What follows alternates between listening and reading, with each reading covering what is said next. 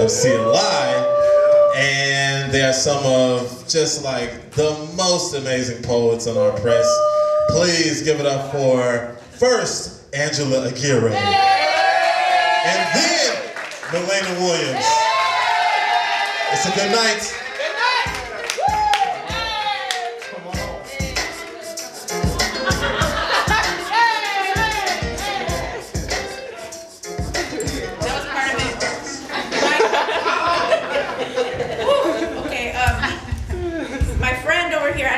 But I loved her with the dress that you said her mom picked it out. I love that. She has your mom has fabulous taste. Yes. But I was gonna do something totally different than you. You're forcing me to do this because your poem was so beautiful. The one about somebody asked you to write a prompt about the circumstances of where you were born. That was so dope. The way I was like so excited to hear how you went with that prompt, because I have a prompt. I have a poem about that in my book. And I was like, oh my gosh, I would love to hear someone else answer the same question that I answered in my poem. And so I just want to share it in honor of yours because it was so beautiful. I was born into recovery. Dim rooms that smelled of cheap coffee and the serenity prayer, chairs in a circle and surrender in the air. I was raised at a meeting. Amidst rock bottom stories and second chance dreams, I was born into Narcotics Anonymous, a path toward hope for the helpless. 12 steps closer to the beautiful aftermath of chaos, I was born into restoration, into finding the courage to change and taking moments of silence for the addict who still suffers outside these rooms. I was born into fellowship, newcomer chips and sober livings, taking inventory and understanding that life only happens one day at a time.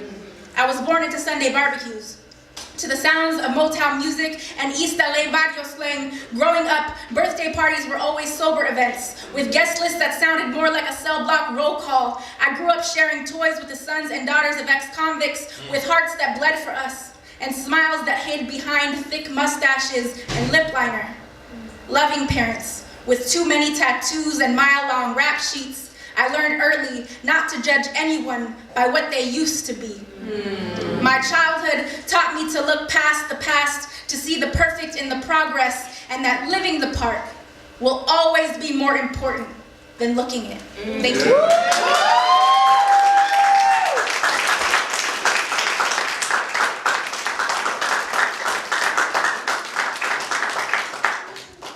So I was recently, I just want to say happy birthday, World Stage. Make some noise for World Stage and for Hiram and Kamar and everybody who keeps this machine producing all this art and all this work and putting all of this beauty out into the world.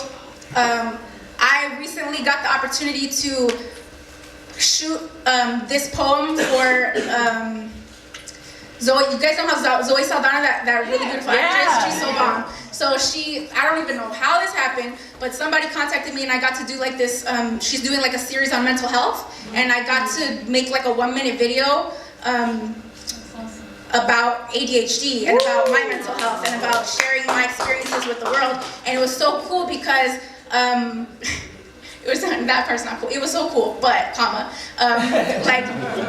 what was terrible about my life and my attention span really ain't shit. And so when I say I have ADHD, I'm not playing. So like I booked this like money thing, and then I fucking forgot the day of.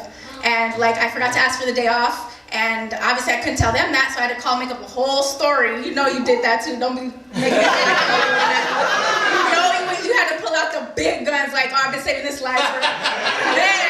You gotta make the way home one day and you're like, oh my God, I'm gonna use that. Like I used that one. And I was like, cause this was like life or death for me, cause I was like, you know, I don't get that many opportunities, you know, like I really wanted it, but I put it as the wrong date on my phone. And so I asked for the wrong date off, and anyways, ADHD is real. And so I got to film this poem, but it's kind of bittersweet because they asked me to take out the parts about the medication because it wasn't very positive. Oh. And it really upset me because I was like, but that's my experience. What are you, I don't understand how you're saying that you're trying to shed light on people with mental illness and living with mental illness, but you don't want to talk about the parts that are not positive, because it's not always positive. And so when she asked me to do that, I knew I was taking a big risk, but because I'm impulsive, I answered, she asked me, would you be willing to take out these parts of the poem? And I automatically said, absolutely not. And it just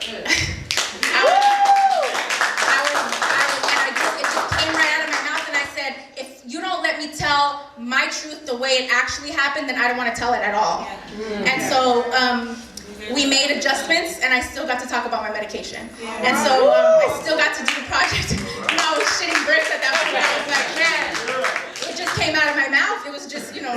So anyway, this is the poem. Sorry to take up so much time, but I just wanted to tell that story, and I just wanted to say that in order for me to get to a place like that where I get to do something that cool, I couldn't have done that without World Stage, period. Because they have given me an opportunity. They were the only people that believed in me and gave me a book to turn my little poems or whatever I was doing into something tangible that I could share with the world. And so for that, thank you.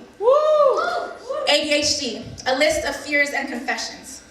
I fear that my legacy will be an unfinished poem. Like the ones that fill my notebook, I do not want to look back on my life and see that it could have been so much more than it turned out to be. My life is a series of almost. I fear that I will never know greatness, that I will not be able to stay around long enough to even become good enough to be great at anything. I often feel like I do not belong. Like a concert in a library, a red dress at a funeral, I am a magnet for wide-eyed looks. I have learned that people will not always tell you when you're different is showing, but their eyes will. Brows raised in confusion, it is more polite to say you are one of a kind than to try understanding why. They will say you are unique.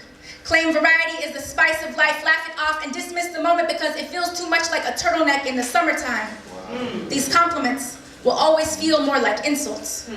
I am in a perpetual state of barely getting by, of trying to catch up. Ironic that someone so full speed ahead can so easily get left behind. When people tell me I am amazing, I do not believe them. I smile, give thanks, and hope not to be discovered I am a fraud.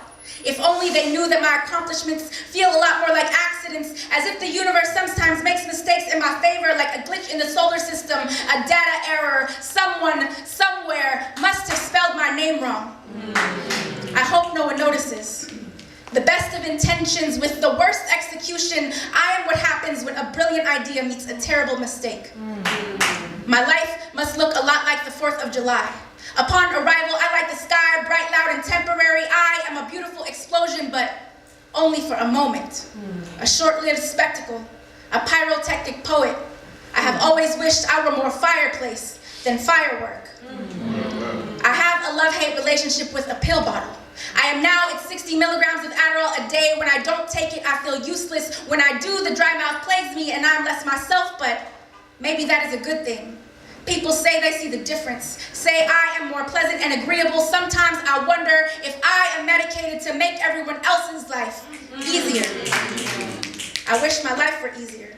Wish I wasn't such a problem, such a series of unfortunate events. There are only so many apologies you get until I'm sorry is no longer enough. Thank you.